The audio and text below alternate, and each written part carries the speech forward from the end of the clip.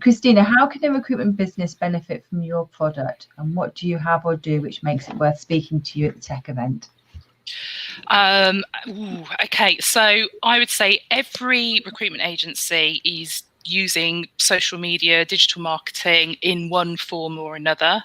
The way they use it needs to be very specific to their business objectives.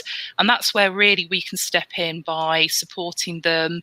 You know, some organizations need like full management. They just need to hand over the login details and allow us to protect their brand online and get the messaging right. Other agencies probably have that resource in-house, but they don't have the know-how.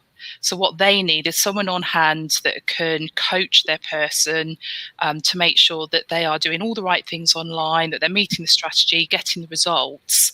And essentially we kind of end up partnering them and becoming part of their business in that way. Why would people talk to me at the event? Probably because they've got something that isn't working right. They don't quite understand. They've got, you know, they've done the Google searches and there's 3 or 4 answers out there, and they just don't know what's going to be best for them and their business. So I'm expecting to just kind of stand there and a bit like last year, really, where it's like question after question. It's going to be a complete ask me anything.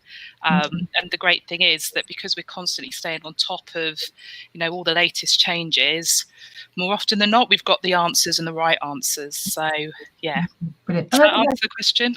Yeah, that's perfect. I think that's a great thing about what you do, is that people will maybe come to you with one question. So probably, should I be using Instagram in my recruitment business?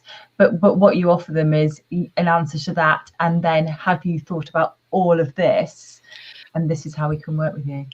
Yeah, I say it was social media for any business. If you imagine you're buying a house, you fall in love with the doors and the windows and the architecture. You don't fall in love with the cement. Okay, and social media is essentially the cement that keeps all those bits of your strategy together and working together. So, and that's why the application of it can be so different for each business.